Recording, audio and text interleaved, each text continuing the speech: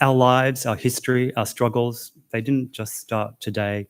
They have been decades in the making and have been forged through resilience, advocacy, and collective action.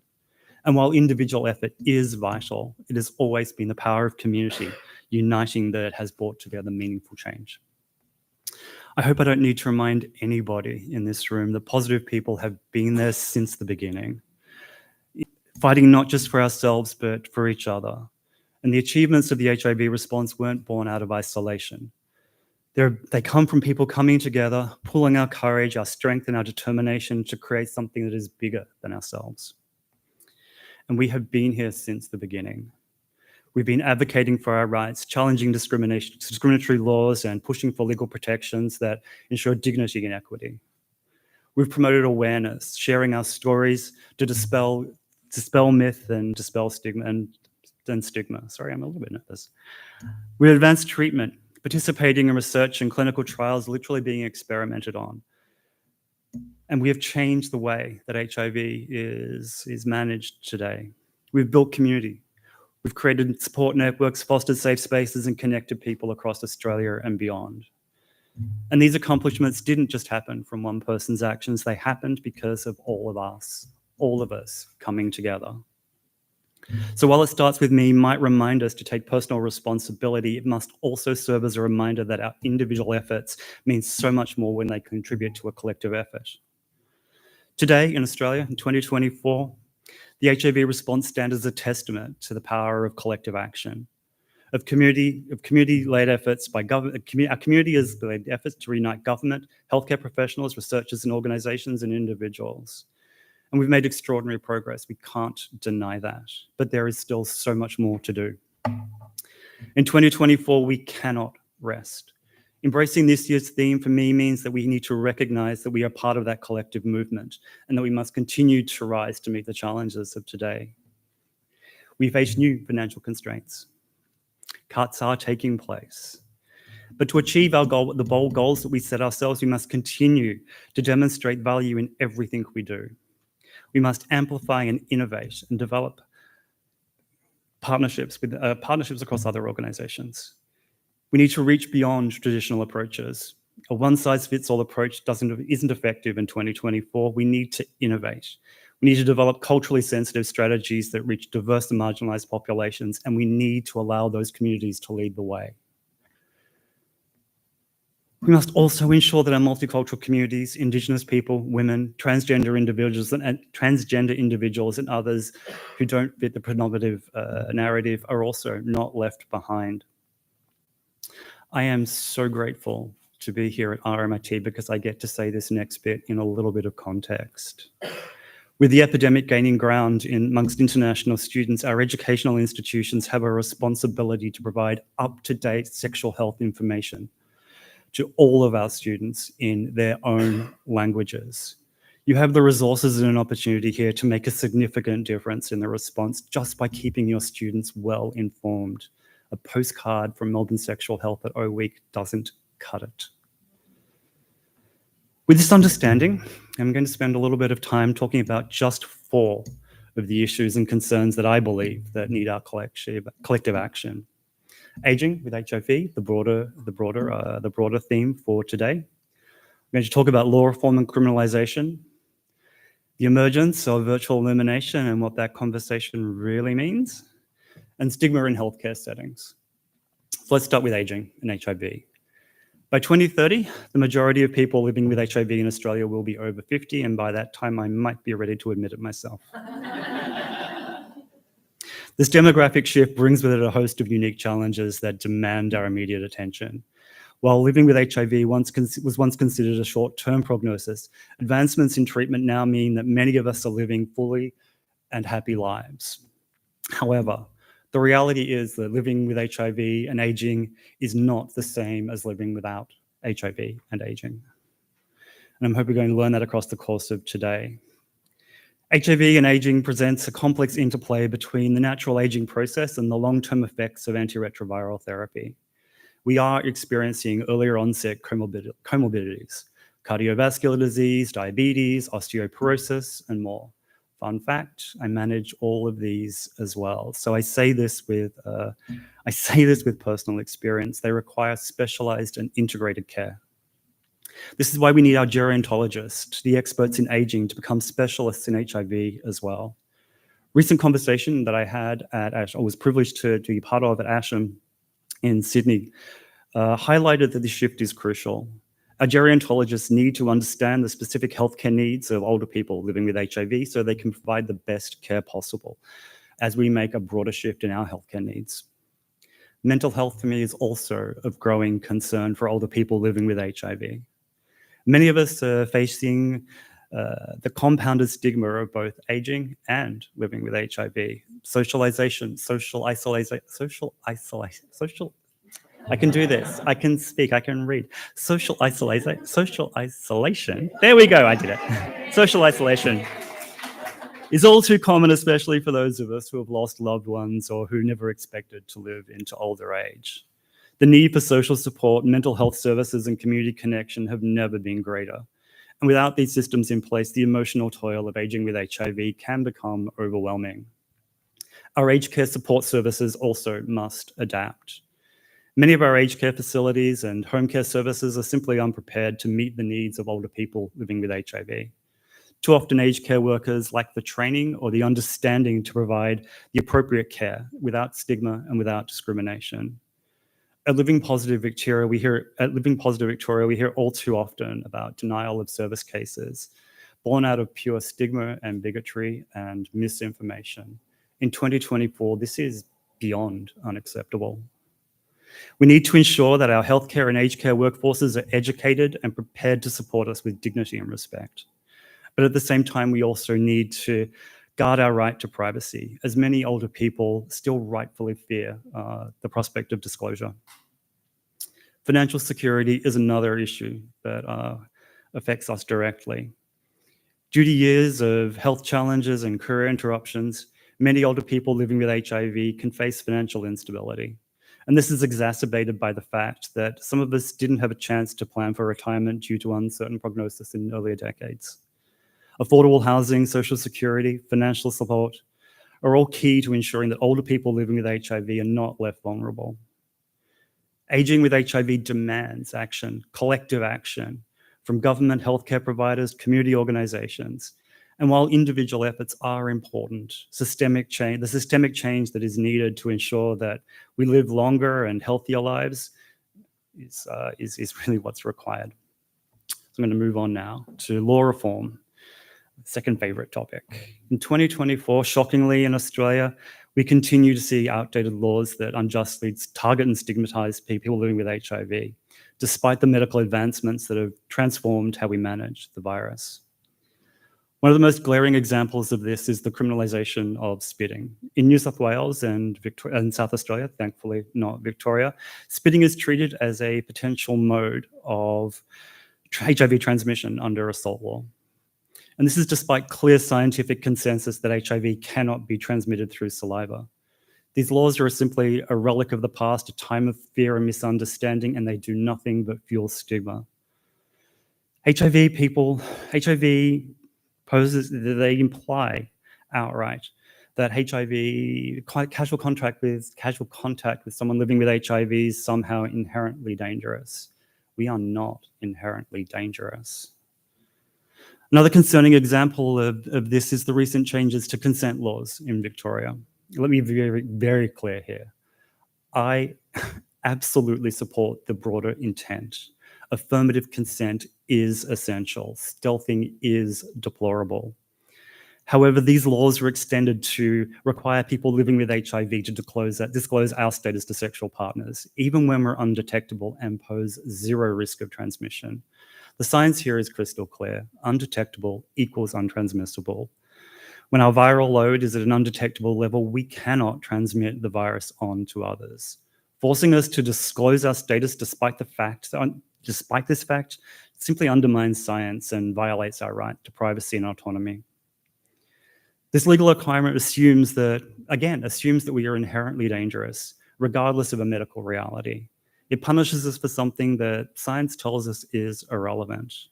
And by framing non-disclosure as a crime, the law invites discrimination and stigmatization, treating us as criminals rather than individuals managing a health condition responsibly. Living in the US for as long as I did, I hold the right to privacy as absolutely sacrosanct. And I believe this is especially true for people living with HIV. We should not be forced to disclose our status when there is zero risk of transmission. This law does nothing to protect public health. It simply exposes us to unnecessary legal risk and social isolation or social rejection. The fight for law reform is essential. As the science evolves, so too must our laws that govern how we live with HIV. Criminalization laws based on outdated science, fear must be challenged and reformed. We need a legal system that reflects the realities of HIV in 2024, a system that respects our rights and respects our dignity, rather than perpetuating fear-based discrimination. You're not going to like this next bit. Virtual elimination and the emerging conversation around a virtual elimination. The concept on paper sounds great. Headline-grabbing achievement that governments and research organizations can proudly proclaim. Well done, us. Well done. But the progress we've made towards reducing and actually I need to call this out as well. The progress that we've made towards reducing transmission is commendable. It should be celebrated. It's an enormous achievement that we must always value. But it's also important for me, it's also important that we take a hard look at what the concept of virtual elimination actually means and who it's leaving behind. The conversation around virtual elimination, for those of you who don't know in this room, refers to the reducing new transmissions of HIV to negligible numbers within a specific population. But here's the issue. Selective statistics mask the realities of marginalized communities that continue to experience HIV at disproportionately high rates. We cannot claim victory based on the success in privileged demographics while others remain vulnerable and underserved. In Australia, we've seen incredible strides in HIV prevention, particularly among well-resourced populations in urban, predominantly white, gay men, me. But HIV doesn't discriminate, nor should our response. Communities that don't fit this mold, multicultural populations, Indigenous peoples, heterosexual men and women, transgender individuals continue to face significant barriers in accessing care and prevention. These populations are sidelined completely in the discussion of virtual elimination. Take, for instance, our multicultural communities. Many individuals in these backgrounds face language barriers and limited access to healthcare. They face a fear of legal repercussions from our discriminatory immigration policies.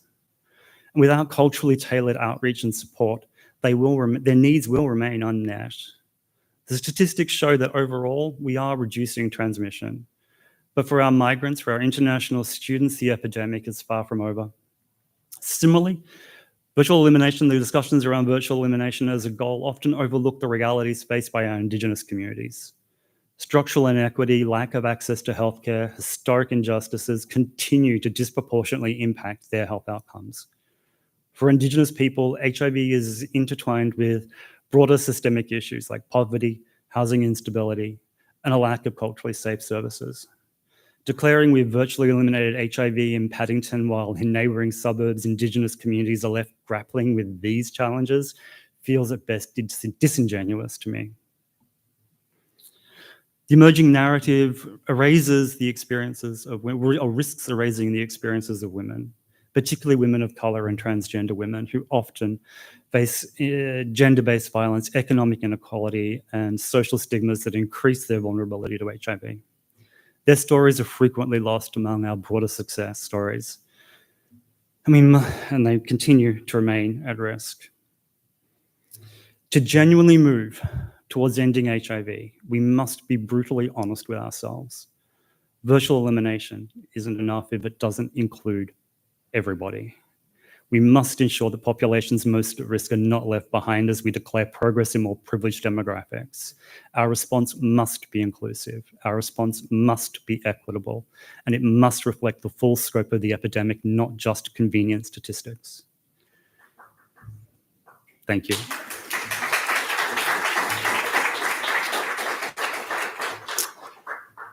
Next favorite topic, stigma in healthcare settings. So stigma in healthcare remains one of the most persistent and damaging barriers for people living with HIV. 1 in 3 people living with HIV in Australia report having experienced stigma in a healthcare setting. That is outrageous. For many of us, seeking care is fraught with fear, not just of judgment, but experiencing direct discrimination. A careless remark, moment of hesitation, weird change in body language, all of those carry the weight of stigma, leaving us feeling dehumanized, unwelcome, and unsafe. I'll give you an example of my own experience recently. During a routine procedure, I was required to disclose my status. I didn't hesitate to do so for a second. It was medically necessary. And after all, I was in a community clinic run by an organization that purports to have HIV response in its very DNA. As the attending clinician worked through my information, we discussed my allergies. Penicillin, not great for me. We talked about my family history. Cardiovascular disease, my mother's side, no problems there. We talked about being cautious about the interactions with all the medications that I take. Tiny bit condescending, but I get why it's incredibly important. Then we got to the immunocompromised section where I declared my status. The clinician looked at the form, noted my status, looked me dead in the eyes and said, "You look well." I was completely taken aback. Was I expected to not look okay? Do people living with HIV not look well? Was I being judged? What was going on here? I know no harm was meant. I know it wasn't intentional, but that tiny remark put me completely on edge and on guard, and to a point where I now was watching every syllable of every word that was said to me for the rest of the interaction.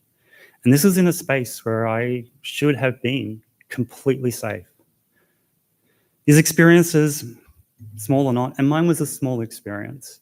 I haven't been denied service. I haven't been threatened in some way. I haven't been discriminated against aggressively.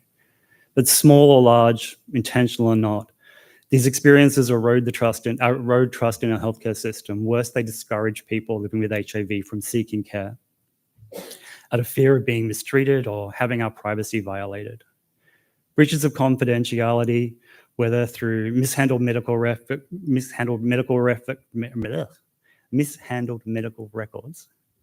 or casual gossip, compound the stigma, leaving many of us feeling like our dignity and autonomy is not being respected. If we are serious about creating a future where no one is left behind, healthcare settings must become stigma-free environments. And achieving this requires more than good intentions. It demands education and action. Healthcare providers must receive comprehensive training that reflect the realities of living with HIV today, that debunks harmful myths and empowers them to create positive, compassionate, and informed, judgment-free environments. Every interaction matters, and every patient deserves to feel seen as a whole person and not defined by their status. At Living Positive Victoria, we've taken concrete steps to promote this kind of change. This year, we partnered with Bolton Clark Nursing and Melbourne Sexual Health to launch a series of resources designed to guide healthcare professionals in creating positive interactions with people living with HIV. These materials focus not on what not to do, but what on good care looks like. And from affirming communications to respecting privacy and fostering trust.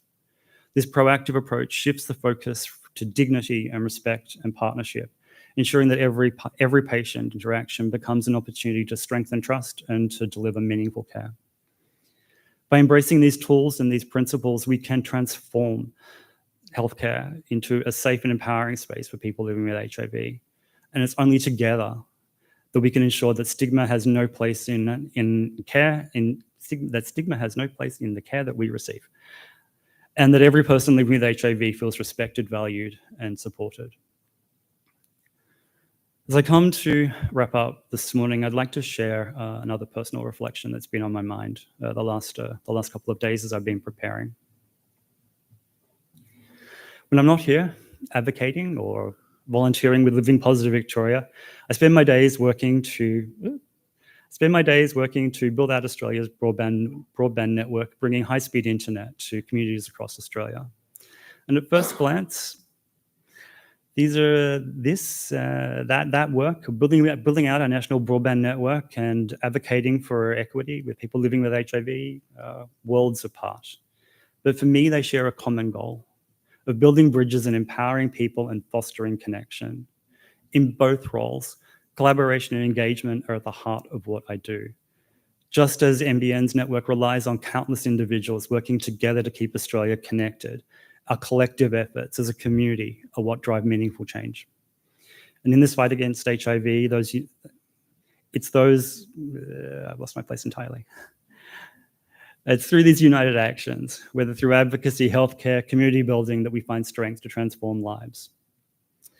Today, after delving into just a small handful of the mountain of complexities and inequities surrounding HIV, I want to leave you with something a little bit hopeful.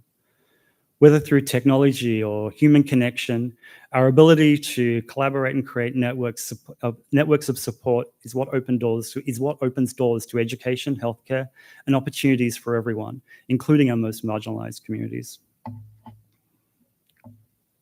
Sorry, I keep touching the wrong button.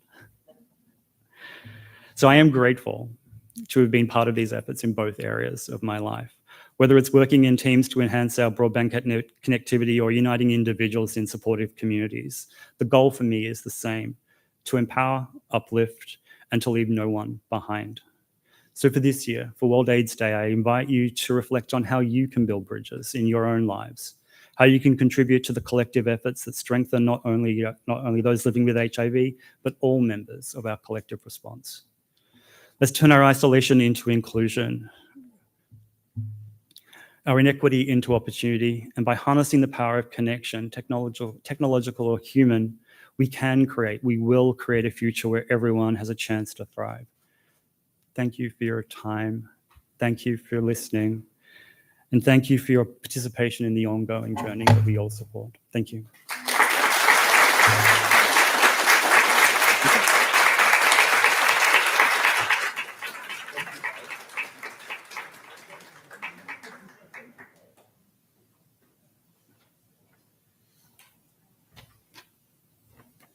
Thanks, Craig. That was absolutely brilliant. Okay, so now we get to, without kind of making any comments on the previous speakers, my favourite part of the day, which is welcoming two positive speakers to the stage to reflect on the issues of inclusion of people living with HIV this year. Our first speaker is Professor Graham Brown. And then we'll have Heather Ellis follow that. We'll walk through the issues associated with HIV and ageing and their personal journeys of living with HIV as a person over 50. I can't believe either of you are over 50, by the way. Welcome, Graham. Thank you. Okay. Thank you, Richard. And thank you. And thank you, Minister, as she goes out. I suppose for me, World AIDS Day is about remembering our past. It's about celebrating what we've achieved and looking for opportunities to strengthen where we're going in the future.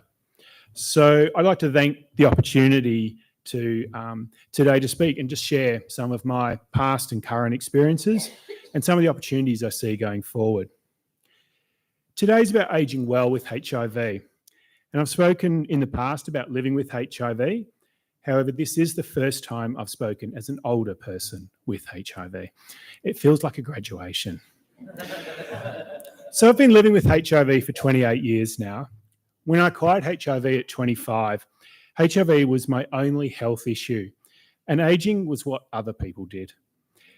There were 3 issues that I recall at that time. There were probably many more. I probably blocked them out. But one was, could I handle the meds? I thought yes, tried, discovered no, and stopped. At the time, the science was really unclear if early treatment was actually effective or not, or whether delaying was a better way to go. And the side effects were intense. I also thought about my quality of life and the impact of stigma. To be honest, I thought mostly about the impact of stigma. What would my family think, my friends, my colleagues? What would happen to my plans and the career that was just starting? And would I ever have a relationship? The third thought I had is, would I make it to 40? And at 25, that was a long way off.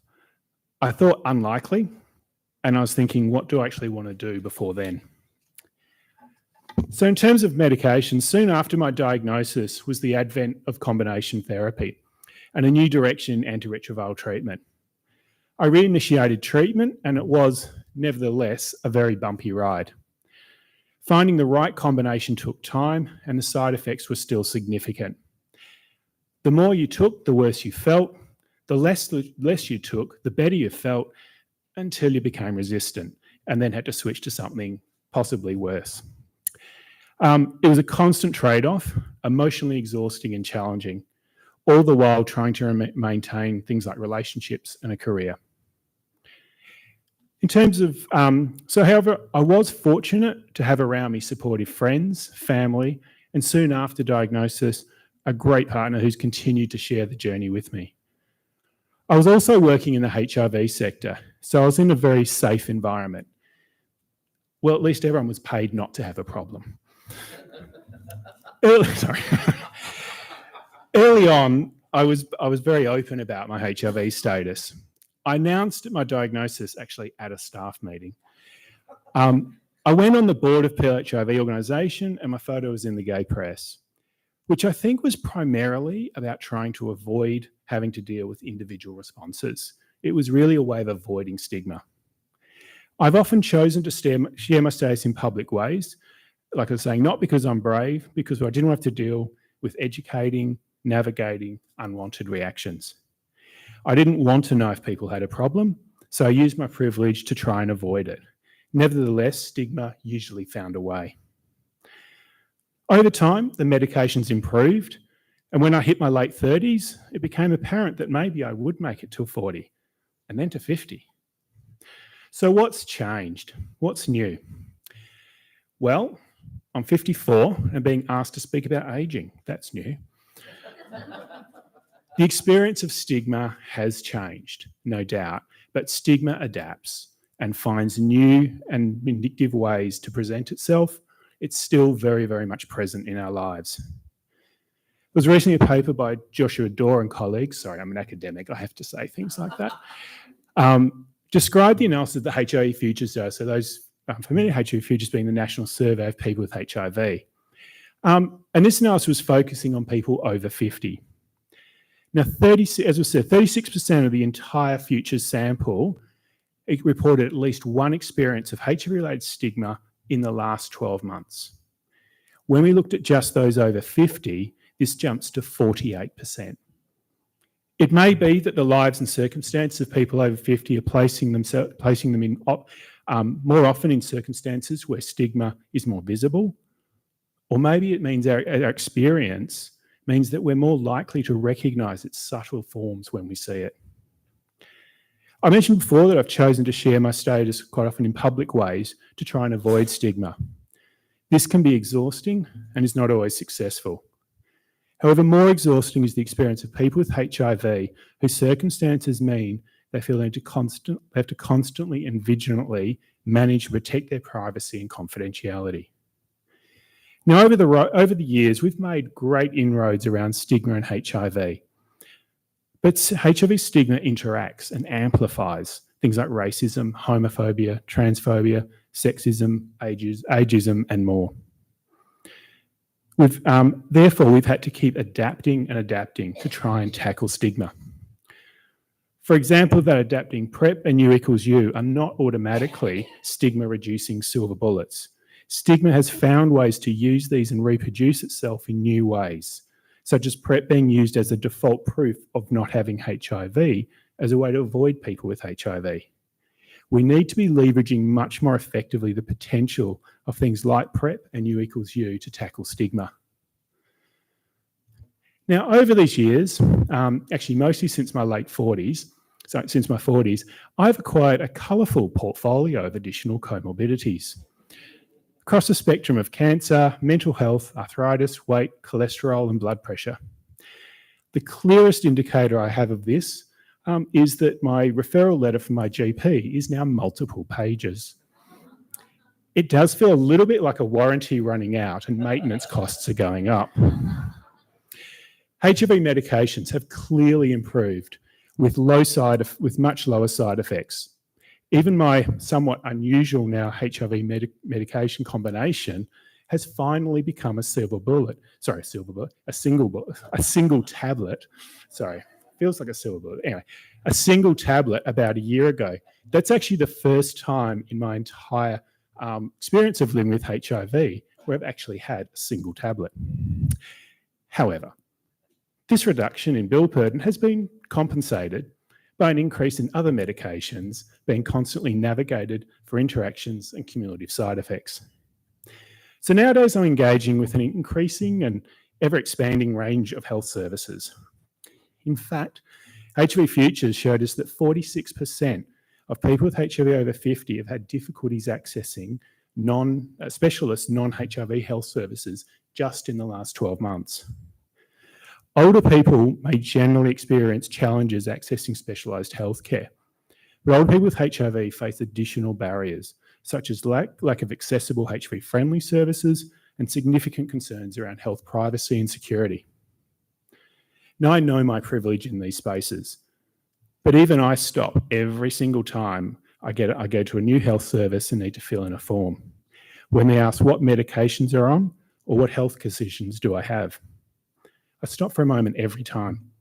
I know every time I do that, in my mind, I'm testing their processes, their confidentiality, their respect for me as a patient, and I ask myself, do I feel well enough to deal with an unwelcome or awkward circumstance at the very moment I'm trying to gain health advice? I find myself normalising an experience of, okay, Graham, psych yourself, act like you're confident, as though that's how you should be when you're unwell. I have to stop myself interpreting then every nuanced action from reception to healthcare staff as some sort of sign of what they're thinking. Now, on the whole, the vast majority of my various healthcare professionals and experiences with them have been fine. But my referrals are coming from a GP practice that I'd hope would probably filter out the bad. Most of the time, the questions are appropriate and provide me with some assurance of what's going to be okay. Simple questions like, how's your HIV management going? Do you have a stable or undetectable viral load? Or let's just check there's no interactions with your HIV meds. But in recent years, I have been asked how did you get it? Or somehow surprised that someone like me was positive. Stigma has a legacy. It's hard to unlearn decades of bad experiences. Hoping for the best but preparing yourself for the worst is exhausting and undermines an effective relationship in healthcare. It creates a barrier at the start that needs to be dismantled each time. In fact, 30% of people with HIV report being treated differently by their healthcare worker in the last 12 months. This sustains HIV legacy for all of us. One area that has remained consistent, though, over the years has been the importance of social connection and connection to HIV peers. I've been extremely fortunate to have had the long-term and incredible support of my partner for 28 years and have been able to be out about my status with friends, with family, and professionally. I've also had friends who I've been able to share HIV with.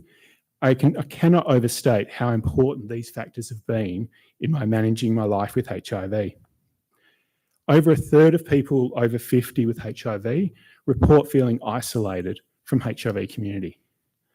Social connectedness among people living with HIV has been found again and again to protect us from the negative effects of stigma and discrimination. Peer connection has been central to much of the community response, and scaling up and refinement of peer navigation roles and support roles in collaboration with health services and community services has been such a significant part, and the developments in these areas of the last decade are astounding. Other things that have changed since I was in my 20s has been the changing nature of co-managing health within our relationships and families. Now, statistically, people over 50 are more likely to be in caring or co-caring roles with partners, parents, or other family members. I'm no different. But throw in some stigma that impacts on many different chronic conditions, and that can get very complicated. Effective chronic disease management is not an individual sport. Not that I know a lot about sport. Relationships and connections don't just matter in managing health. They are the very essence of managing complex health. We need to challenge the assumption that HIV is the only priority chronic condition for a client or their family. Often we are simultaneously trying to manage multiple conditions of our own and our loved ones, while also trying desperately not to be thinking about those conditions all the time. Which brings me to quality of life. All the things I've spoken about and the way they play out can either strengthen or undermine quality of life. Improved quality of life is the outcome of reducing stigma. It's an outcome of good person care. It's an outcome of increased social connection and confidence in the future. HIV Future has shown that recent experience of stigma, isolation from HIV community, social connection, and difficulties accessing healthcare are all directly associated with lower scores on quality of life. Whether it be in healthcare, community programs, or social networks, or having yesterday the National HIV Strategy, 95% of people living with HIV to report a good quality of life by 2030. These are all essential things of putting quality of life on the table as a priority. So what can we do, not just to improve quality of life, but ensure people aging with HIV can thrive? Well, part of that is all of us being here today. Focusing on aging well with HIV is an important step. But I'd like to throw in a few ideas because I've got the microphone. So I've got there's four thoughts I had. One is invest in our community and health services to enable them to follow the evidence and adapt systems and provide person-centered care and reduce stigma for HIV in all conditions. To achieve person-centered care, we need genuine, sustained collaboration across health and community services. This takes more than goodwill. It takes time and resources. Underfunded services and underpaid workforces cannot adapt systems, maintain person-centered care strategies and processes, and ensure their whole service is non-stigmatising and culturally sensitive, and ensure their referral networks are also non-stigmatising and culturally sensitive. Change takes resources. Second, value quality of life at an organisational level alongside viral load and clinical health markers. Improvements in quality of life is an outcome of our collective work to improve access to healthcare, reducing stigma, and so forth.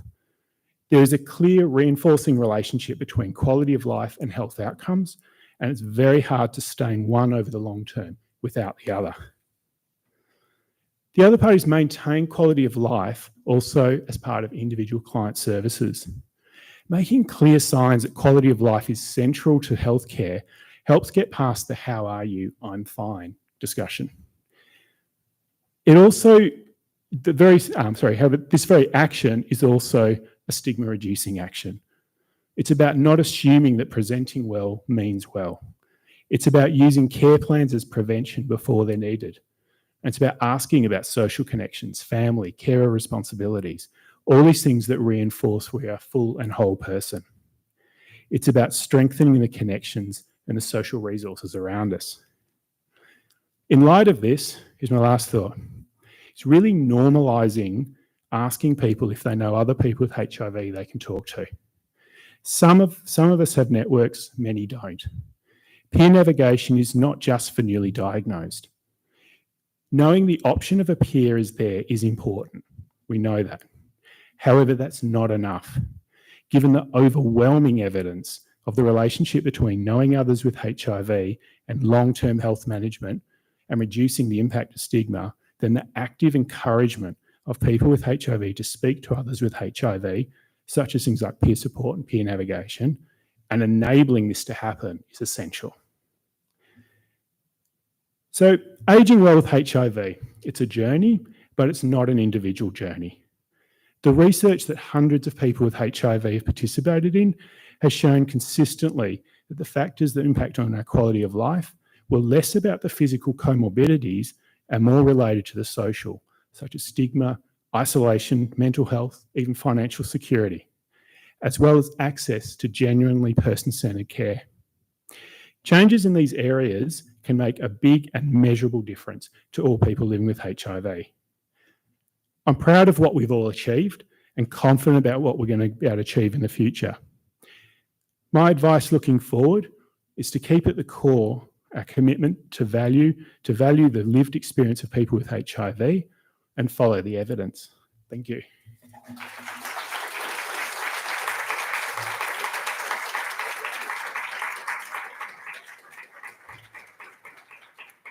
Thanks, Graham.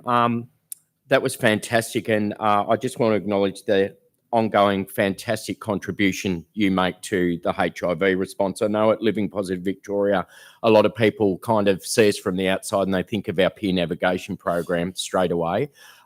It seems to be pretty lauded across the sector, and you had a big role in developing frameworks of evaluation and collection of data of what was originally a small grant from VIV, and I'm sure that Anne's up here somewhere.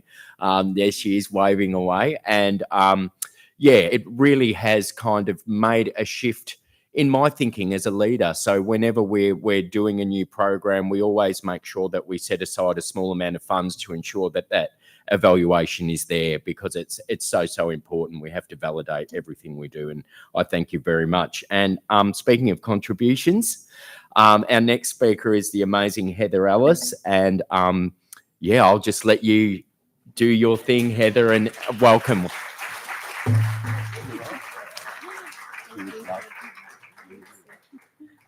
Yeah, thank you.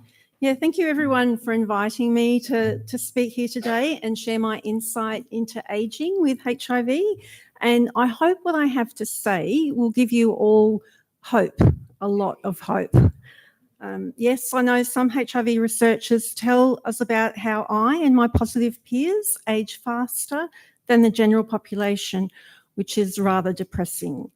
According to them, even with the benefits of effective antiretrovirals, I fall into the accelerated ageing category.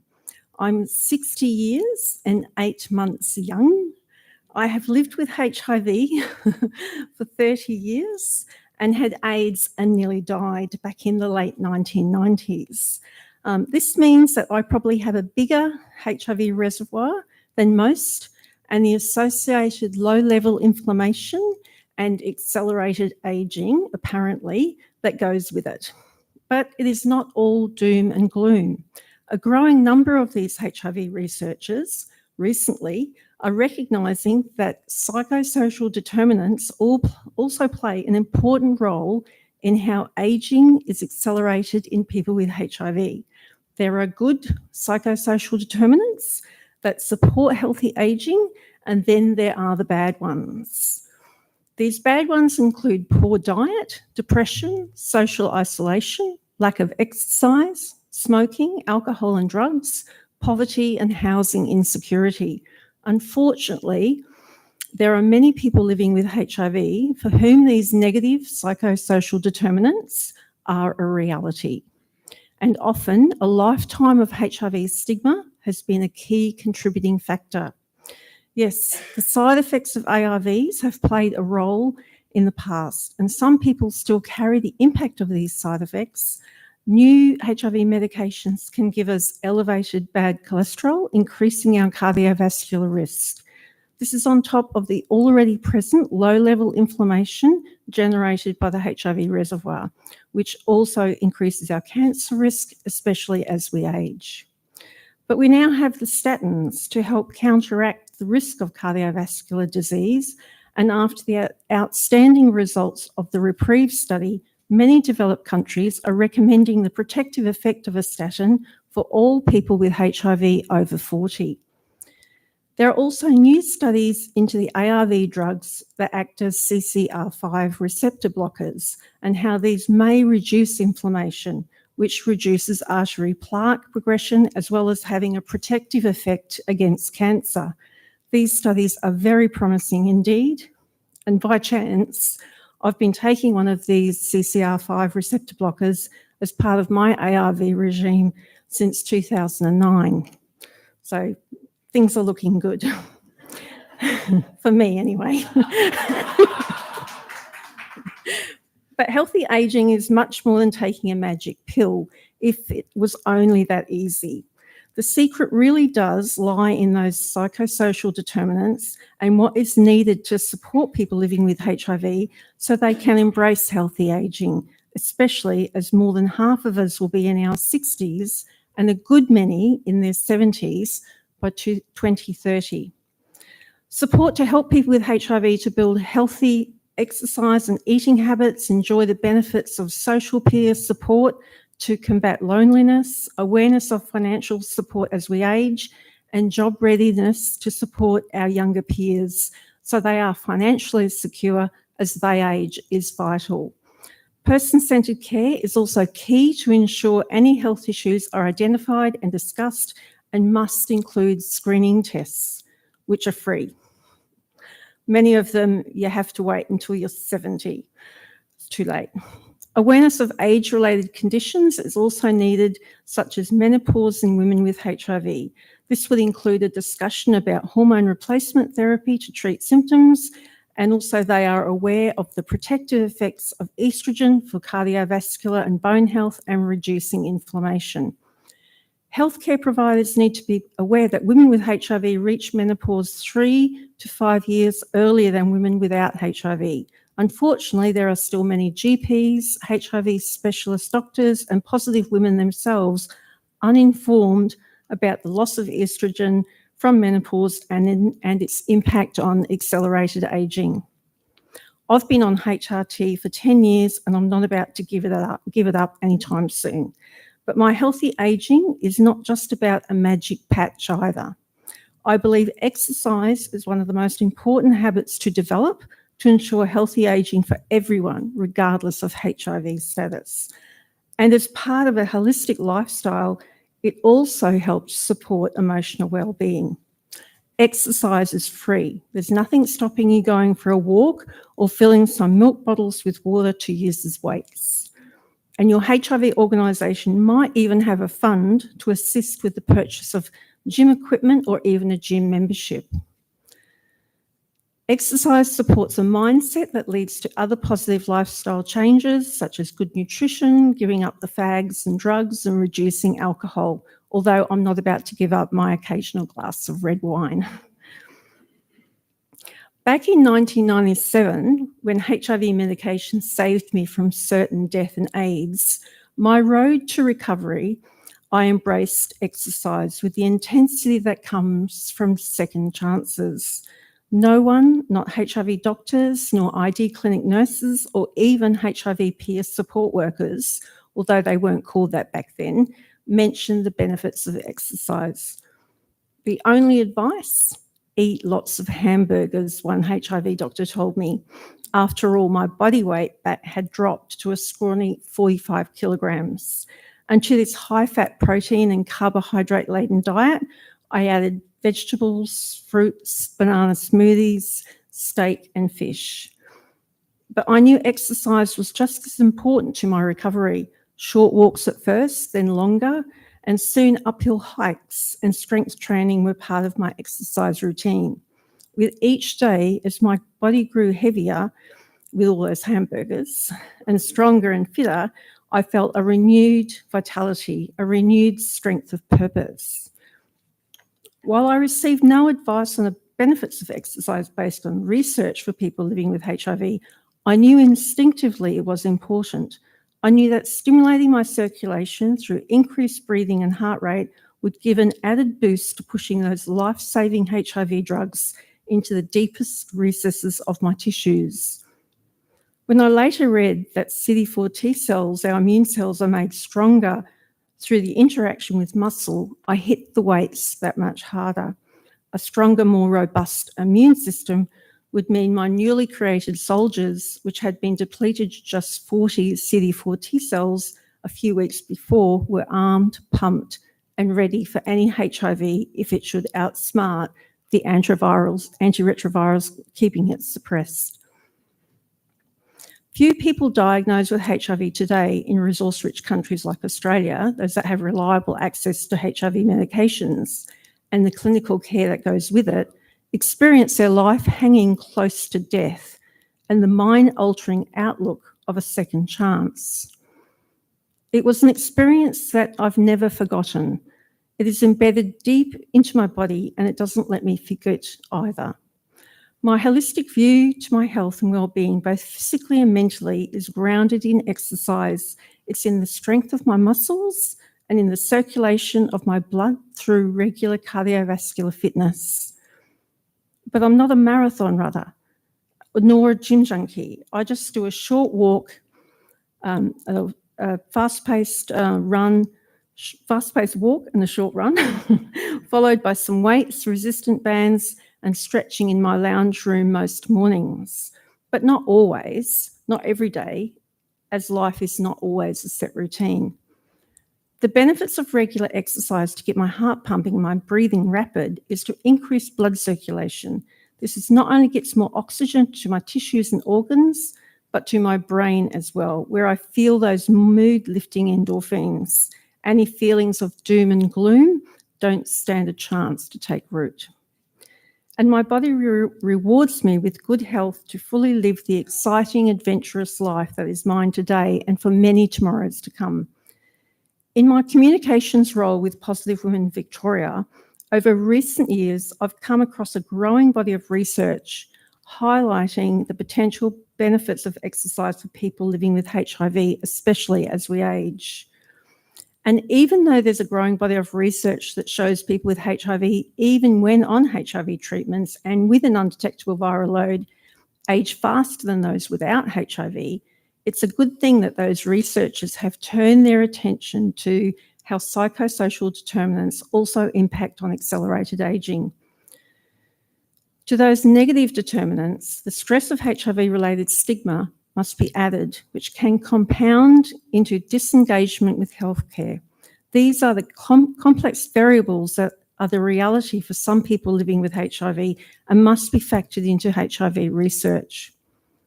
I recently reported on the HIV science presented at the AIDS 2024 conference in Munich in July.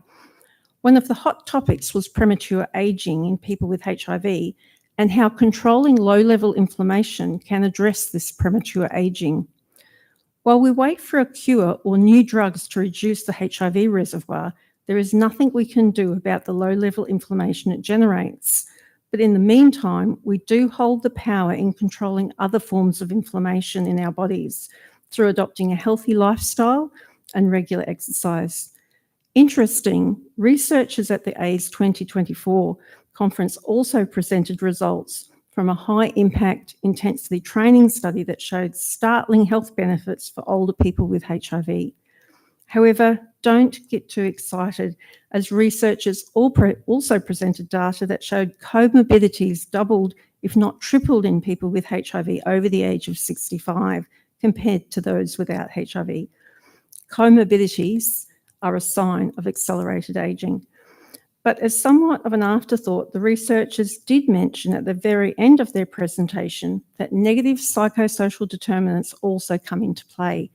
So it's not always about what can be measured, and science is finally recognising that determining if people with HIV on treatment age faster than those without is not just about the presence of the dormant virus hiding deep inside our immune cells as the HIV reservoir. Positive lifestyle factors like exercise, diet, social support, and financial and housing security really do make a difference to ensuring healthy aging. And this is why people living with HIV of all ages, and especially those with complex issues, need support from their healthcare providers and from the HIV organisations. And they need that ongoing funding to provide that quality support so no one is left behind, especially as we age. And no one is left behind was the theme of World AIDS Day last year.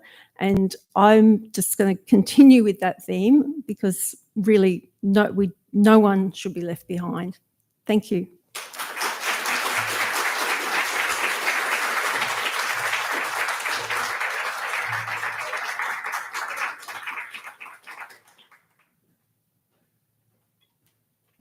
Thanks, Heather. And I've just found it remarkable to see you at conferences and stuff and going along to sessions, specifically with focuses on aging for women. The issues are different. and your ability to kind of break down sometimes really scientific terms and other things and make it digestible by the general public really does provide a fantastic advantage to everyone living with HIV. So we thank you again for your speech this morning. Before I invite us to head off for some morning tea, which by the way is proudly supported by the Department of Health and also VIV, we thank you for your ongoing support of this event. I kind of just wanted to reflect on a couple of things that we kind of heard this morning, and it is a challenging fiscal environment at the current time, and I just remind folks that Living Positive Victoria is a non-for-profit organisation, and any donations that people might have the ability to make are tax deductible, and to think of us. And I think there's a couple of tins outside, and I bought a couple of coins in my pocket just in case people have forgotten how that actually works. And we also have a couple of QR codes around the building, and also for those folks who are joining us online today, if you go to lpv.org.au, there's a donation button on our homepage as well. And those small contributions, however small, go to supporting positive people who really are at the margins of the response. And any donation is much appreciated. So thank you for your time this morning. A fantastic way to start the day. Come out and join us for some morning tea, and we'll see you soon.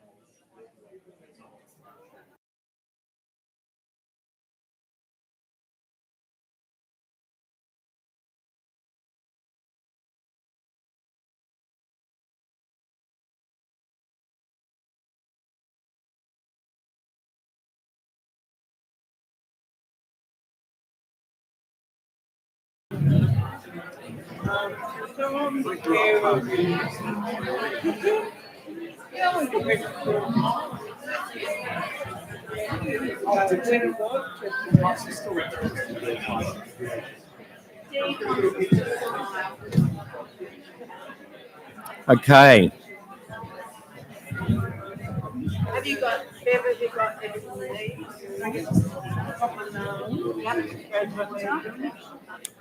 Welcome back, everybody. And it was a bit remiss of me earlier, but I forgot to personally thank RMIT University for hosting us this year. And they've done a wonderful job in providing this space, and we look to continue to build a strong relationship with RMIT over the years ahead of us. So I want to thank them for hosting today.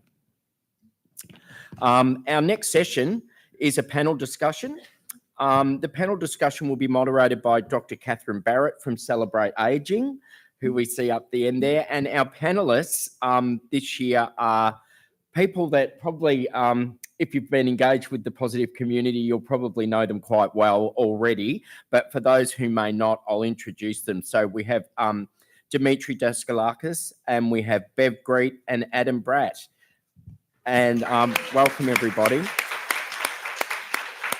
The focus of this panel will be ageing well with HIV, long healthy life, concerns regarding aged care support and ageing services. And I thank you, Catherine, and pass over to you. Thanks, Richard. I'm really pleased to be here today, or honoured to be here today on the lands of the Wurundjeri people of the Kulin Nation, and also honoured to be with these three amazing people that I've had the opportunity to have a conversation with. And I guess I wanted to acknowledge that John wasn't able to be here as well too. We've got 4 questions that we're going to go through today, and one of them is asking each of you about your experiences of diagnosis and what that was like for you, and then what it has been like ageing with HIV. And then we're going to move to the sense of, you know, what needs to change. What does healthy ageing look like, and what changes do we need to facilitate healthy ageing? And then to finish with, before we break for lunch, a reflection on the best things in life right now. So, sorry, Bev. They're free. They're free. I want you to break into song, Bev. So I guess to start with, and Adam, if you would like to start, what was diagnosis like for you? What were some of the impacts on your life, some of the challenges? Sure, thanks. Yeah, diagnosis for me, 2018, about 6 years ago, was actually Christmas Eve of that year, which was, great timing, nice. But, I think I reacted reasonably well in that I straight away sort of went to what I knew about treatments for HIV already and people I knew living positive. And I guess I was hopeful that I was going to get good care. It still was a big shock, of course, but not the sort of overwhelming shock and grief. I was lucky that I chose to share that time with a couple of people close to me. My very elderly father, who I was living with at the time, and I don't know whether he really understood it, but I think he knew that I was reaching out for support, which was really lucky. But yeah, at the time, it also made, I had been involved with a rather bad substance abuse problem for a few years. And that was nearing the end when I was diagnosed. Some of my risky behaviour during that time of use probably, resulted in me becoming positive. And to be honest, I wasn't therefore totally surprised that it hadn't happened by then. I was playing with fire. But anyway, on the top of that, I was also lucky that my GP had never actually diagnosed anyone with HIV before, but he was amazing. He's like, I'll get to the right people for you. We'll find out the best strategy for moving forward. So I think I was very lucky with that. And I still feel that support from my medical team today. Same doctor, same HIV specialist that I see. And I think that's been a big part of how I felt about my diagnosis, is feeling supported. And I think it's important for that because, you are then at the hands of the mercy of, other people for your life, really. And, I think also it made me realise that I did need to maintain and probably more strongly build my care networks. So yeah, that was my experience. Yeah. Thanks, Adam. That's an important introduction. Bev, what about for you? First of all, I want to acknowledge the land of the Wurundjeri people, present, past and emerging elders, and also pay my respects to any Aboriginal people in the audience, as well as the wonderful HIV community. I was diagnosed in 1984, so that I've actually lived longer with HIV than not HIV. So it was quite a shock to the system. I thought it was that HIV was something that happened in the States and was just gay men, and that women didn't get it. I was I think I was the first diagnosed at Fairfield Hospital. And I had a 3-year-old son, and I had to go and get him tested too, but luckily he wasn't positive. But I didn't know, I was in shock, of course, and I was a primary school teacher and thought, well, I can't keep teaching because I would sit in the staff room and hear the teachers say, they should round them all up and put them on an island and get rid of them, and things like this. And I thought, well, if I told the principal,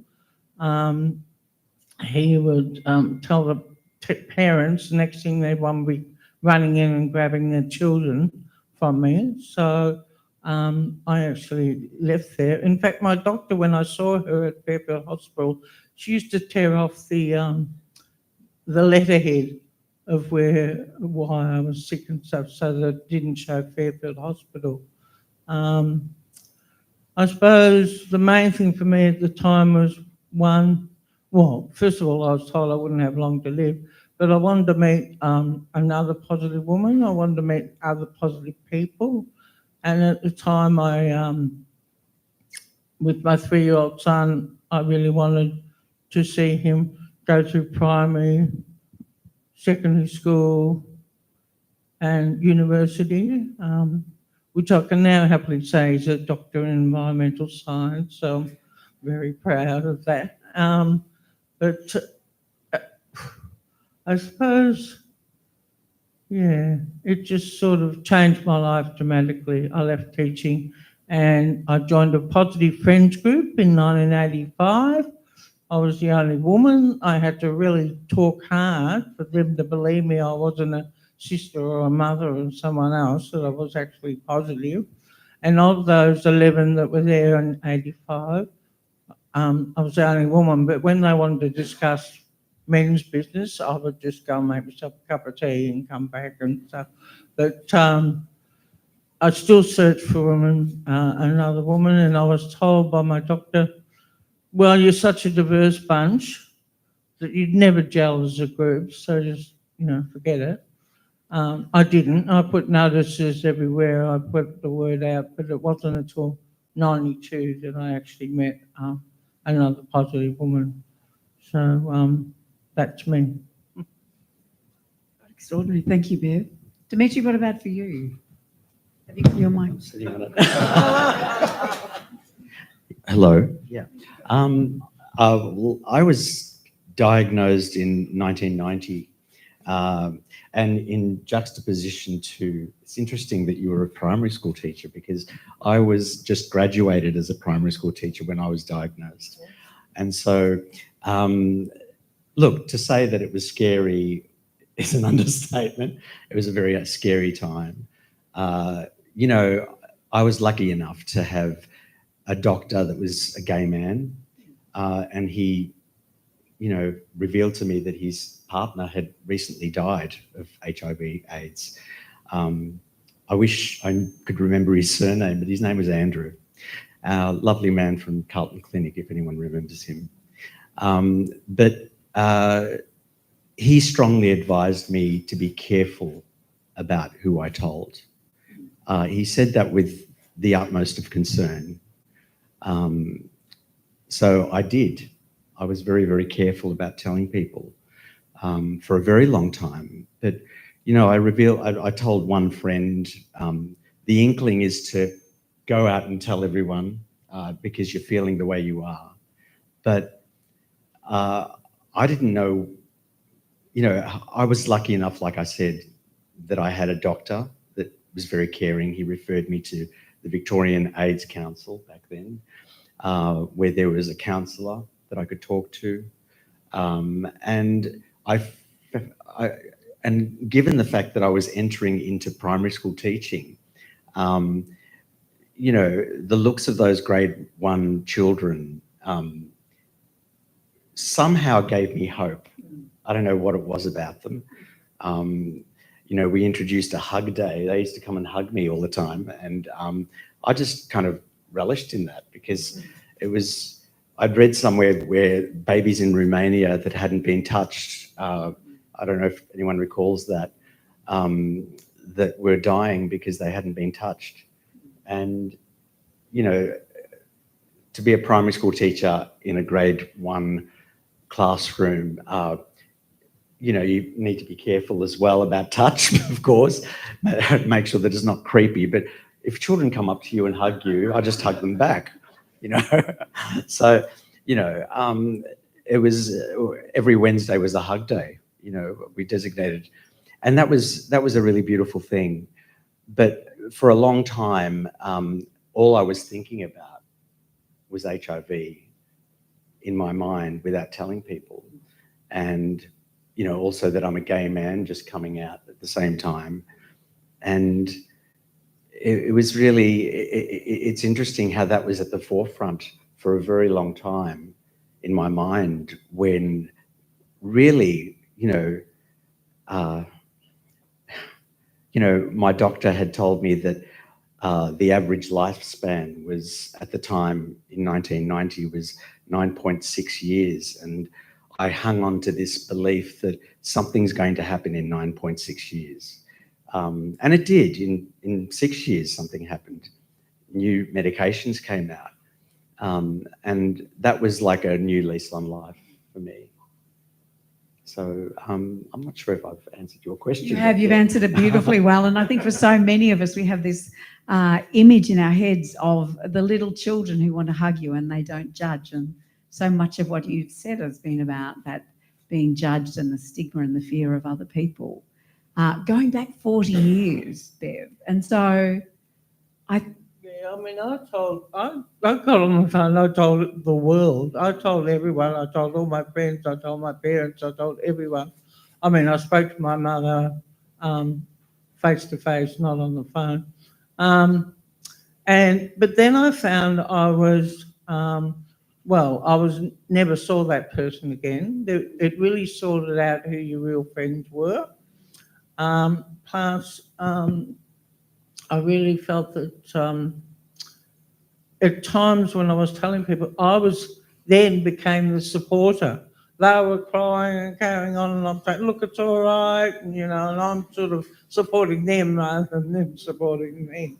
But generally speaking, I think people were quite supportive. I know when I told my mother, she said, oh, I'm going to shoot him. I'm going to shoot him. I said, listen, he didn't know he had it. It's not his fault, please, And she came around after a while, but she was very upset and very angry. Yeah. So I'm really interested. The next question is that focus of from 40 years ago until now. What has it been like aging with HIV, and has your experience of living with HIV changed as you've aged? But hopefully the world changing around you as well too, in terms of other people's understandings of HIV, medical treatments. And so, Adam, do you want to start? Sure, yeah. So the question's really about living, aging. So, yeah. So, I was diagnosed when I was 46, sorry. So already getting to an age where people were sort of, insinuating that things might start to change in my health or, whatever. I think apart from the substance abuse problem, I was relatively healthy when I was diagnosed. And, since then, I've changed medications a couple of times for various reasons, but the one that I'm on now has caused some weight gain as one of the side effects of it. And so it's interesting, my GP said to me about 3 or 4 months ago, look, at your age, I'm now 52, with your HIV status, etc., I still see the biggest problem for you as weight gain and the side effects of that. So, I was noticing that my joints were starting to feel strained. I got to the point of not being able to do up my shoelaces without getting out of breath. It was getting bad. So, that's been my sort of, I guess, bigger challenge. I feel that I'm lucky at my age now to be feeling otherwise, pretty good. I also am very grateful for and very aware of the ability of the medications that I'm on to keep me healthy and strong. I do believe there's some truth in saying that people with HIV who have been diagnosed and put on treatment, are perhaps a little bit more health conscious. It is something that I consider a little bit more. And I'm also lucky that I've developed a really good care team around me. So from that first HIV doctor through to my GP, counsellors over the years, I feel supported moving into a sort of a next age group. It's sort of, I don't know, I didn't really feel like I was in my 50s until I turned 52 quite recently. And it has made me sort of very aware. So, I think as aging also, at the moment I'm single, I don't have any siblings, so I don't have any close family in Victoria. And that's a little bit, off-putting at times.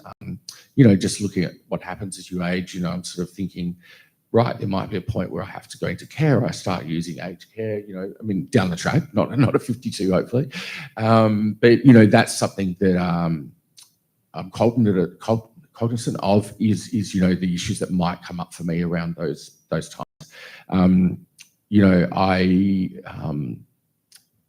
Sorry, I'm trying to thought. I have a father who's in aged care, a nursing home at the moment, and hopefully I might not end up in one of those, but if I do, like the way I look at it at the moment, there's a big disconnect between the different carers that he has, different medical staff, etc., and the day-to-day carers in the nursing home. From what I see, I'm not sure if there was anybody who's positive at that nursing home. There might be, but it just worries me a little bit that there isn't going to be that sort of nice continuum of care. I've even got to the point where I told my medical power of attorney, who's my cousin, what medications I'm on, all of that. And she's like, you don't need to tell me that now, you know. And I said, well, no, I think it's important that you know, because I don't actually have anyone else that would be able to relay that information for care. So, but yeah, I guess my hopes moving forward are to, you know, look after my health as best as I can. I don't fixate on the fact that I've got HIV. I sort of go more with, you know, just age-related, you know, illnesses, and I feel, you know, confident that that's a good approach. But yeah, it's a little bit scary, you know, a little bit scary. And what would you change, Adam? Like thinking about aging with HIV, and you know the things that are working well for you, and some of the things that you're concerned about. What would you change? I think I would change like the sort of, I have a good GP who does keep in contact with my HIV doctor quite well. But I would like to make sure that if, for example, one of them was to change for some reason, that there'd be sort of an appropriate handover of my care, if that makes sense. And, you know, also, I think for me, I've been quite open with my status HIV, and I'd like to think that, you know, people around me who do care for me, you know, bear in mind that I am HIV positive, but that's not the sole focus. I mean, one of my cousins I'm very close to picked me up from the airport a few months ago, and he's like, so tell me, you know, how's your HIV health? And he meant well. He was just concerned to see how I was going. But I was like, really, that's okay. You know, I'm okay, but thank you for asking. So yeah, it's just perhaps educating people around me to the fact that I don't necessarily need special treatment, but if I do, this is what my situation is. This is who I see, you know, and that's my support. So yeah. Beautiful, thank you. Bev, what about for you? 40 years living with HIV. What's that been like? What's changed? Well, it's a bit hard to do 40 years in 1 minute, but I'll give it a go. It's been a long journey, a very long journey. And I'm very proud of the fact that I did meet another Positive Women. We set up, we co-founded Positive Women, which is still going. Very proud of that. And I've now got, I mean, HIV actually is one of my least health concerns. You know, I've got macular degeneration, I've got diabetes, I've got cardiovascular. There's probably a few I've left out, hypertension. You know, some are a result of side effects of the treatments I've been on, and others are just because I'm aging and I'm getting all. I'm 73 years old, you know, and I'm getting now all things that people get maybe in their 80s or 90s. So I don't know what else to say. That I just think that it's been wonderful. I mean, a good thing about HIV was I would never have met all you lovely people, and the ones that I met overseas at various conferences and made really good friends and connections. I have no idea what I would have done where I'd be today if I didn't have HIV. It'd be maybe quite a different life. Recently, not that recently, 2 years ago, I gave up smoking. So because I had this vascular thing, and they didn't want to operate unless I stopped smoking. And then they said, oh, but then you've got to get rid of this weight because we can't get through to put the stent in because of the fat. And I said, well, I've got lipodystrophy. You know what that is, don't you? And he'd go, oh, yeah. I said, well, I'm not going to lose this here. So, you know, I haven't had the operation. I just continue on with that. I never thought, in the aging process, as I said, I never thought my son would be around, well, that I'd be around to see him grow up, to see him to university, to see him get his doctorate, to see how passionate he is about the environment. And he's also, you know, speaks at conferences and stuff like that. So very proud. And I'm also never thought I'd have two beautiful granddaughters, which I have, because when I was diagnosed, we were told don't have any children, because at that time it was like 80% chance that the child would be positive. And that was very hurtful, but at least I thought, well, at least I have one child. And so I felt lucky than some of the women that hadn't had children and didn't. Yeah, there isn't a day go by that I don't think of people that I've lost, friends in the past. Women, men, all the ones that I've known in the past. When I used to go to funerals on a weekly basis, and then you had to get a bit fussy about that, because there's only so many funerals you can do. So I had to decide. But I never felt survivor's guilt. I never thought, oh, I'm such a goody two-shoes, I'm still alive. No, I feel grateful that I'm still around, but I don't believe that, I don't feel guilty. I don't think I should have been the one that died rather than the other person, because I feel as though I have had a purpose. I remember saying I am a Buddhist, and I was involved in Buddhism before I became HIV. And soon after I became HIV, I went and saw my teacher, my guru, and I told him I've got HIV. And he said to me, "What a wonderful gift you have been given. What a wonderful opportunity you have been given." I felt like, I was very, really angry initially. And then I could see, he said, "This has given you an opportunity to help others. This is why you've got HIV, is to help others." And and so from that, I've always sought to, most of all, support and develop positive women, but also positive people generally, not just locally, but nationally as well as internationally. And I still have those connections with those people today.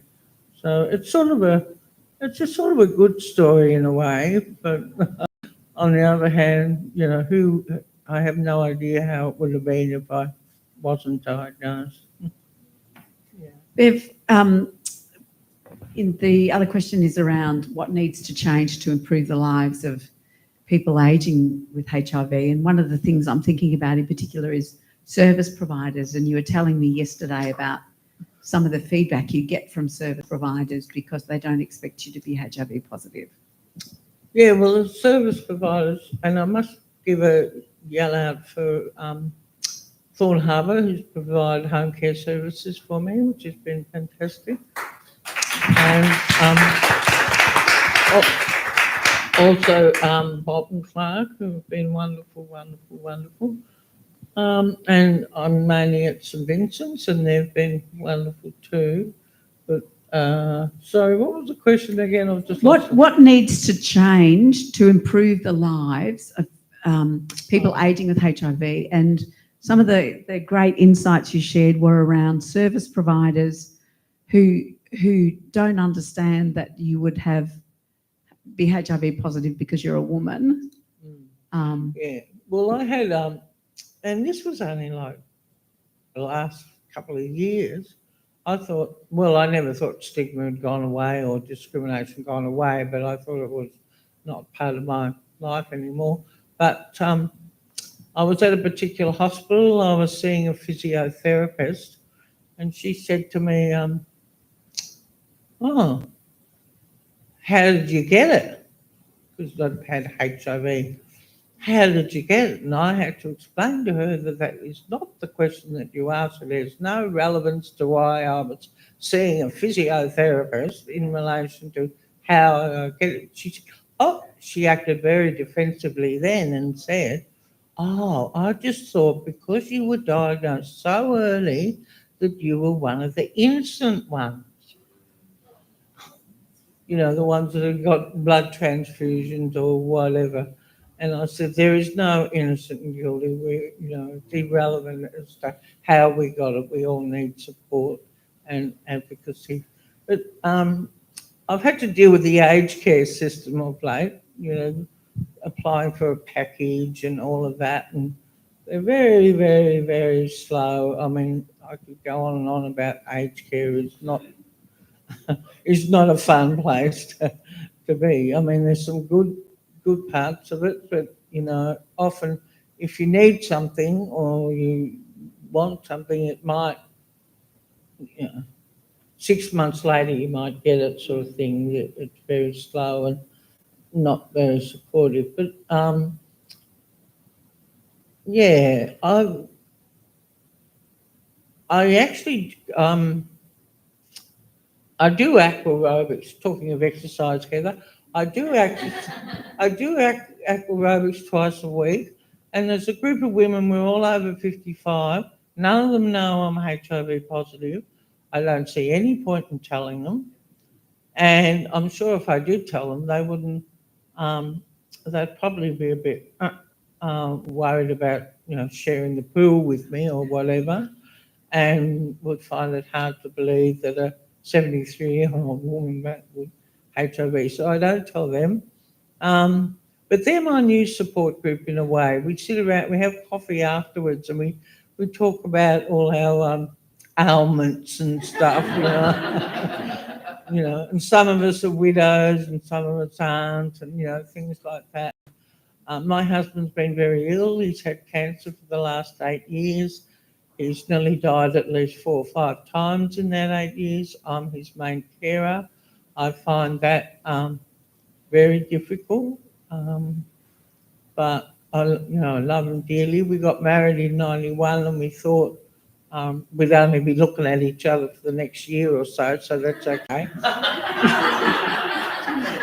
35 years later, we're still looking at each other. So, you know, and I'm sure that relationship helped in my overall well-being and happiness. Yeah. Thanks, Bev. Thank you. Dimitri, what about for you? Could you repeat the question? How has your experience of living with HIV changed as you've aged? I guess, well, I try not to think of myself as aging, but yeah, I'm 61 now. And so I feel like I've fared pretty well. You know, I've come from a very privileged space, I think, having loving parents who always, my father was a health nut.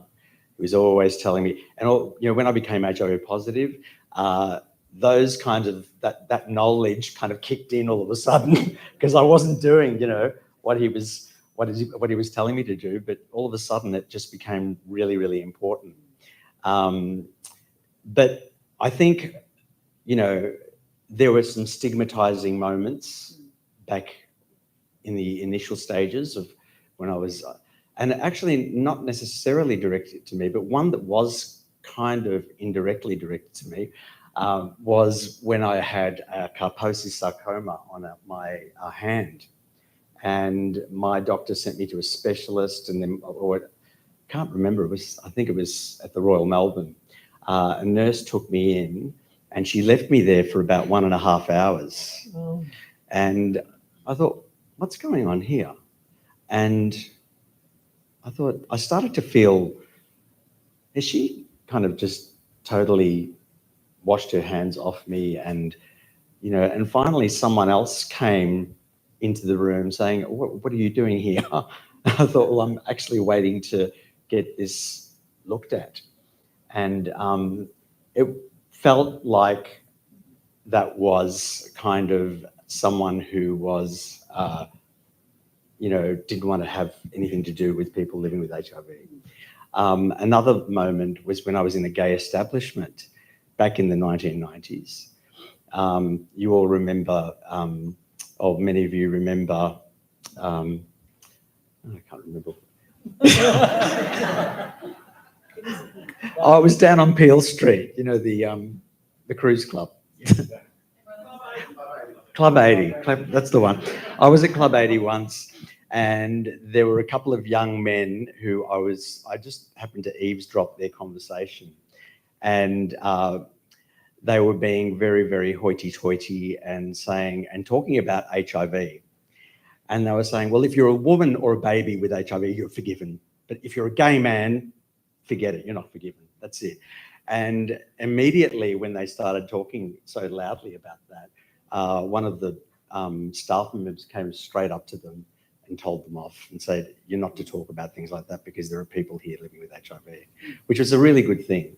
But it's hard to, what's changed? I guess I can, I can look to the fact that I worked in the sector for a long time, about firstly at the Positive Living Centre and then at Living Positive Victoria, where I stayed for 10 years almost. And it was really wonderful to be working with people who were both positive and non-positive, but we were just working for the same thing. And that normalised it for me. And that's where I feel also that I was very privileged to be in the sector, to be working in the sector, to not have the experiences that other people had. Because I used to see some people walking into the Positive Living Centre who were heavily stigmatised, and they had a huge chip on their shoulders about it. And, I can't be, I can, I know I told you before that HIV was at the forefront, and being a gay man was at the forefront of my mind for many years. And but I think before that, I'm a human. And I think in the absence of humanity, we've all seen what happens. We know what happened when HIV first came about, when Ronald Reagan didn't even utter the word for I don't know how long, failed to address the issue, and probably the same with Margaret Thatcher. They didn't really address the issues of fast-tracking medication and addressing the issues that were faced. People were dying at the time. So I really think that if we have humanity, we can't solve everything, but there's no humanity in what's going on in Gaza. There's no humanity in what's going on in Ukraine. It's selfish and evil. And sorry, but I digress. I feel that my outlook has been, well, I've tried to be half glass full and be grateful for what I do have rather than what I don't have. And I know that it's easier for someone like me to do that rather than someone who's come from a background that has been, they've been rejected by family, they've been rejected by their friends. I was always very, very careful about who I told that I was HIV positive. It was more about a matter-of-fact kind of way. Someone recently, some friends that I had asked me, how come you got the COVID vaccine quicker? And I kind of like bumbled and I said, well, because I'm HIV positive and I was allowed to, I had that privilege, again. So I think it's really important to, we have these labels, HIV positive, gay man, woman, transgender, whatever. And whilst they're important to acknowledge and to identify with, if we don't have the humanity, we lose that ability to have that understanding of one another. And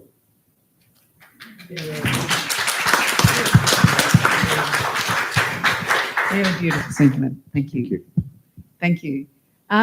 What we'd like to turn to now is, what does healthy aging or fabulous aging or, aging in a way that you're happy with, what does that mean? What does it look like? And have you got a couple of tips that you'd like to share? Sure, yeah, I've been thinking about this since I got the questions a few weeks ago, and just yesterday I sort of managed to get in my head what I was going to say, and it's, for me, I think I'm doing reasonably well at the moment in life, and by that I mean I've developed some great social connections. I've developed a real link with through volunteer work with Living Positive Victoria. That gives me a real amount of gratification, you know, and it's a source of connection as well. And I think, you know, that's what I'm aiming for in my life, and that's what a good life is feeling connected and feeling like there's a purpose. You know, I like what Bev said earlier about, you know, whether perhaps having HIV is, you know, is a message that, you know, is to be taken and lived to the best with, you know. And I think, you know, I've been relatively open, as I said, with my status, and the benefit of that for me has just been that I haven't lived with, you know, a secret. And that's just my sort of way of dealing with it. And I thought of that as soon as I was diagnosed. It was like, I don't want to have to sort of walk around, you know, sort of, you know, try to explain myself away from the truth. And, but yeah, I think, you know, the big thing is connection.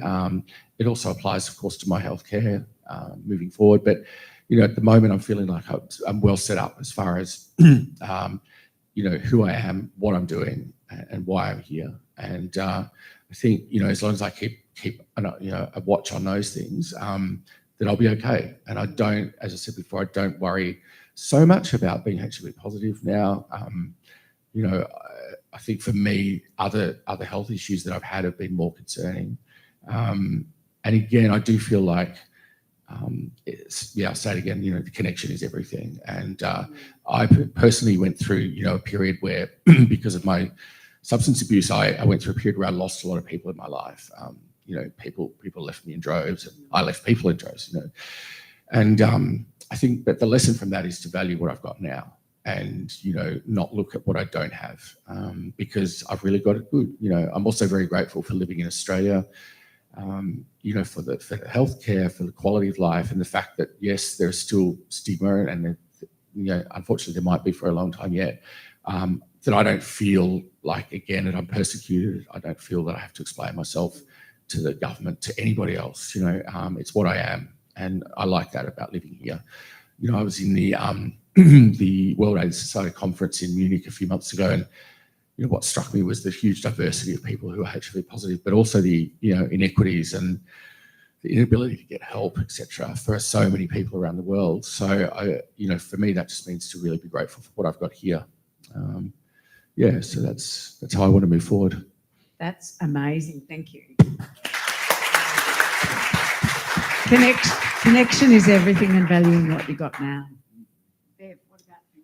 I think connectedness is really important. I'm a bit of my travel's part of my DNA, you know, and I have to get out of the house. I have to do things. I have to connect with people, and I love it, and I love it. And I love still being connected with positive women, although I'm not, you know, like a paid worker there, and that I still like to be able to give advice. I like to be heard. And I'm very grateful to still be around. You know, I have a roof over my head, I have a house, I have food, you know, I have 2 beautiful grandchildren, I have a loving husband.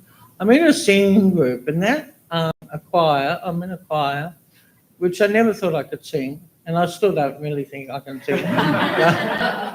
Anyway, it's a wonderful, wonderful experience. It really lifts the endorphins, you know, and you feel really good afterwards. We mainly sing 80s pop sort of music, and a lot of our singing we do in aged care homes and nursing homes, and to see people, you know, with dementia or, you know, very ill, to lift their head up and know every word to that song and sing along with you has given me great joy, and I love doing that. I love my Aqua Ladies, my peer support group, and I love, you know, just being part of feeling connected, I suppose, and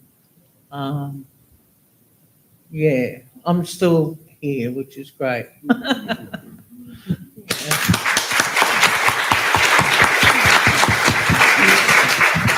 Well, what's good about life? Okay, I think friends, family, you know, we're still very, very closely knit. And, you know, There are friends that you try to contact and, you know, if they don't get back to you, let them.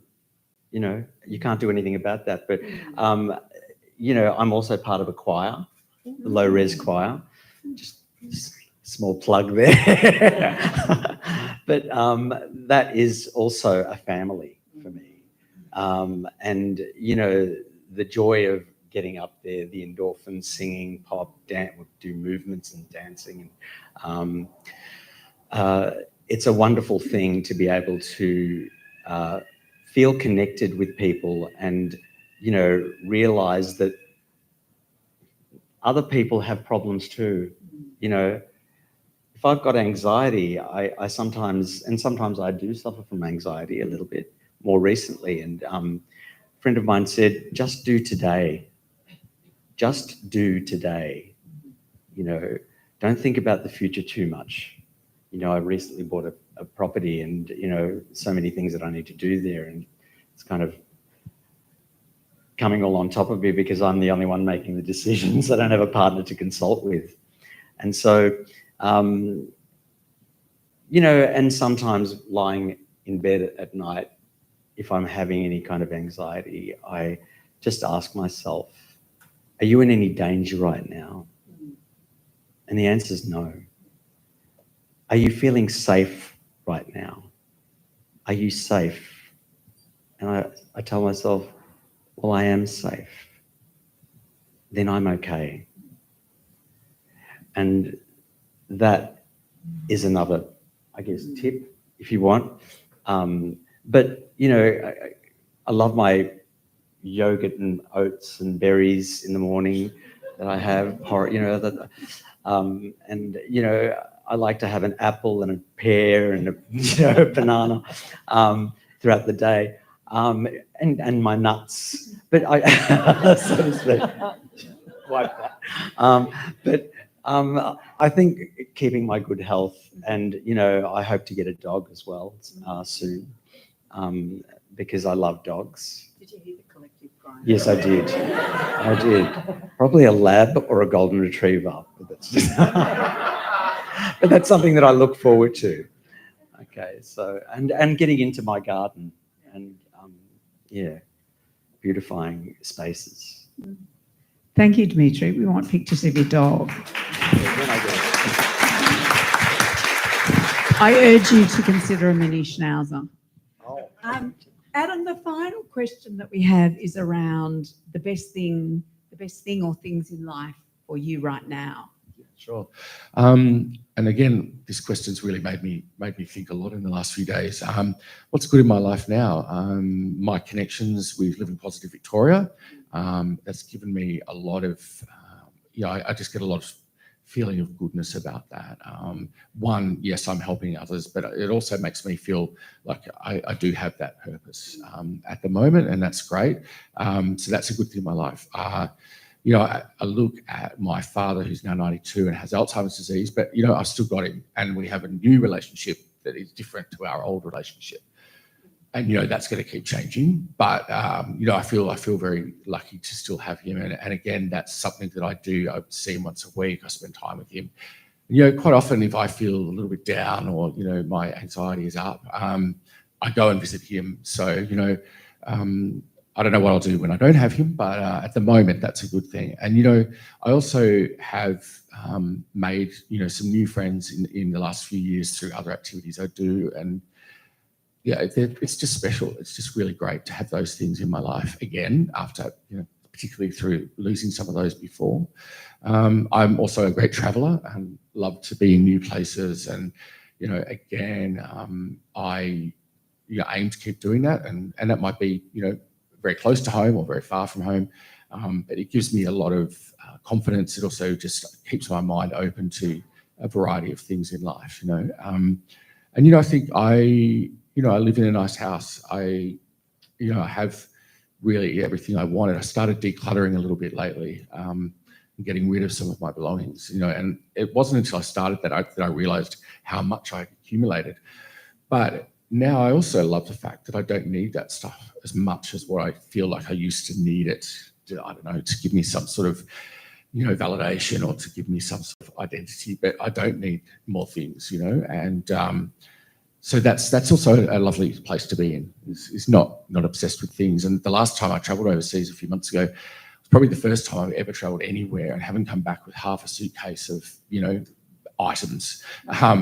And I found that really liberating, actually, not to have to think about those things and have the memories of the trip and the purpose that I was there for, and just have that. And through that trip, particularly, I made a couple of more friends who are people who live overseas, and I therefore have hope that either they'll come here or I'll go there, and we cross each other's paths again. So that's the sort of way I like to feel that I'm at the moment. I've got a good job. That I have some ups and downs with my boss, but apart from that, I love the job that I do. It's for an organisation that does a lot of good work in the community, and again, I feel like that's just meant to be. I volunteered there for a long time, and before I became a paid employee, and I keep thinking, what am I going to do when I grow up? And I sort of am growing up in a way, and I still don't know what I want to do. So who knows where I'll be with that job in any time in the future, but for now it's great, and it's helped me to rebuild some confidence and those sort of things, so I value those as well. I was going to say, I think it's a good thing not to grow up. It's okay. Bev, what about for you, the best things in life right now? The best things in life right now, I feel very grateful that the situation I'm in with a loving husband and 2 grandchildren, and I have a really good support network. I'm actually writing my memoirs, which is stop and start and stop and start, but I'm probably at least 2/3 through, and that's giving me great joy to reflect and remember those early days, HIV, and then the people I've met throughout the world and how my life has gone.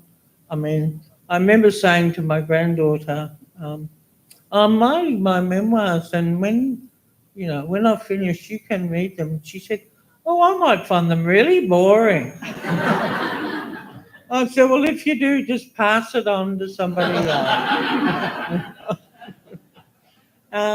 And kindness. I mean, I really believe, I can't help myself because I'm a Buddhist, but, kindness, I think, is so important. And I feel that the more kind you are to others, more kindness comes back to you.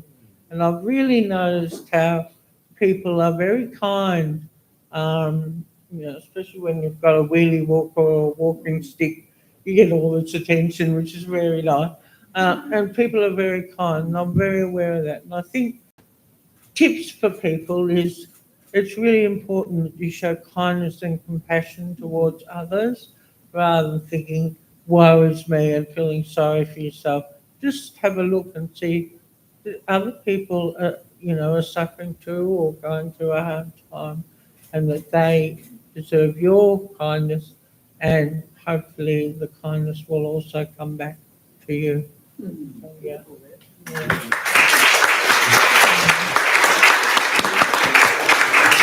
I feel like I've kind of covered that in a way, but I guess recapping.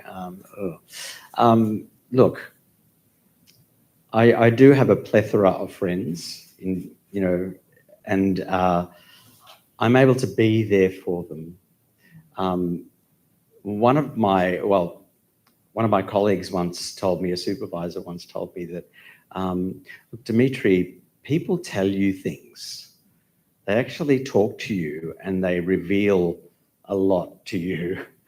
And that's a gift because that doesn't happen with everyone.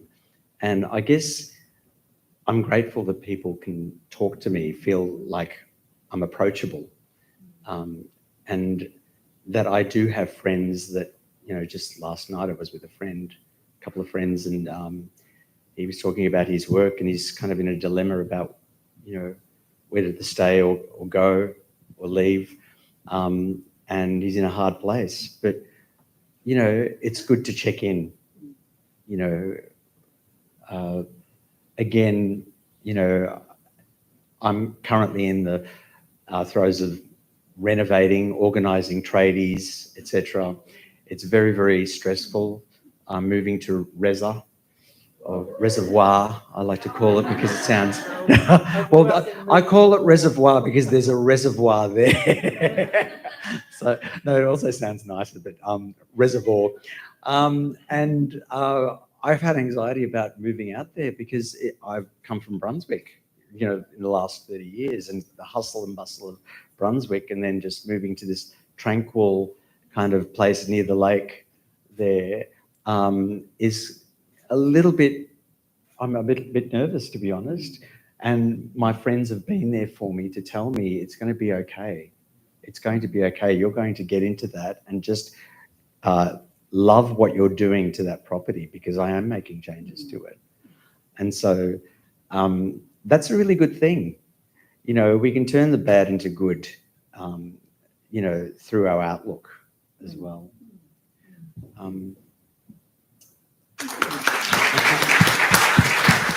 I think this has been a most heartwarming hour of compassion and wisdom. And I want to thank you all so much for sharing it. Thank you. Thank you. And Rich is going to tell us about lunch. Yes, I am. Catherine, thank you so much for just such an engaging conversation about ageing well with HIV. And thank you to the panelists. I know you all personally.